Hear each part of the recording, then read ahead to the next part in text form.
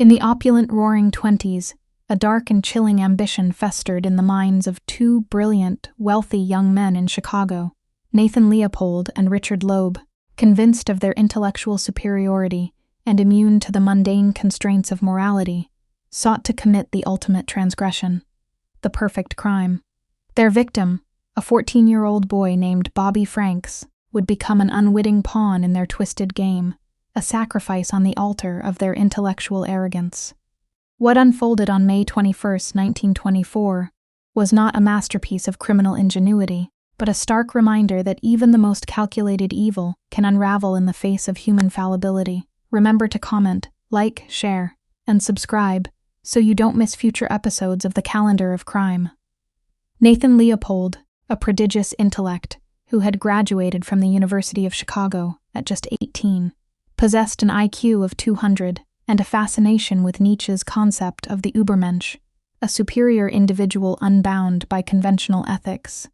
Richard Loeb, equally gifted and the youngest graduate of the University of Michigan, was captivated by detective novels and the thrill of criminal enterprise. Their relationship was a complex web of intellectual arrogance and dark desires, with Loeb leveraging his charm and Leopold's infatuation to orchestrate their sinister plans.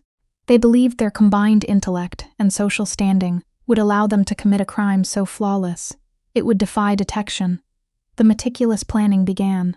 They rented a car under a false name, Morton D. Ballard, and acquired a chisel, the chosen instrument of their macabre experiment. Their target was Bobby Franks, a distant cousin of Loeb's and the son of a wealthy Chicago watch manufacturer. Bobby, a familiar face from the neighborhood, was an easy mark. On the afternoon of May 25, 1924, as Bobby walked home from the Harvard School for Boys, Leopold and Loeb put their plan into motion. Loeb, with his persuasive charm, convinced Bobby to get into their rented Willie's night, under the pretense of discussing a tennis racket. As Leopold drove, Loeb, hidden in the back seat, struck the unsuspecting 14-year-old repeatedly with the chisel. Bobby Franks, a life full of promise, bled to death on the floor of the car, a tragic casualty of their perverse intellectual game. The silence that followed was broken only by the hum of the engine as they drove towards their predetermined dumping ground. Under the cover of darkness, they reached a secluded culvert near Wolf Lake, close to the Indiana border. Here they stripped Bobby Frank's body, attempting to erase any identifying features. They poured hydrochloric acid on his face and genitals, a gruesome effort to prevent identification and obscure the fact that he had been circumcised, a detail less common among non-Jewish individuals at the time. The body was then hidden within the concrete culvert, a cold, unfeeling tomb for their young victim. To further mislead authorities, they mailed a ransom note to Bobby's wealthy father, demanding $10,000, hoping to make the crime appear as a kidnapping gone wrong. Their meticulously planned perfect crime began to unravel almost immediately. The poorly concealed body was discovered the very next day. The police investigation quickly focused on the area around the discovery, and a crucial piece of evidence emerged: a pair of eyeglasses with a unique hinge, patented by Leopold's own optometrist.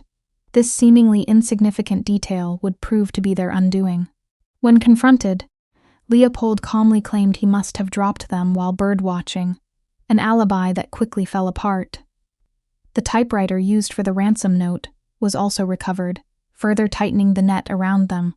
Under intense questioning, their carefully constructed facade crumbled. Both Leopold and Loeb eventually confessed, each attempting to shift the primary blame to the other. The sensational trial that followed captivated the nation. Clarence Darrow, the renowned defense attorney, took on their case not to argue their innocence, but to spare them from the death penalty. His powerful 12-hour closing argument, a passionate condemnation of capital punishment, ultimately swayed the judge. Leopold and Loeb were sentenced to life imprisonment for murder and an additional 99 years for kidnapping, escaping the gallows but facing a lifetime behind bars. The aftermath of their crime was as dramatic as the act itself.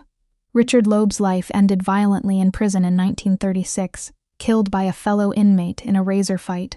Nathan Leopold, after decades of incarceration, was eventually paroled in 1958, aided by the support of figures like the poet Carl Sandburg.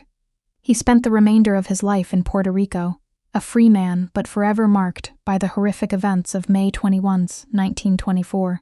The Leopold and Loeb case remains a chilling testament to the dangers of intellectual arrogance and the ultimate futility of attempting to commit the perfect crime. Thanks for watching.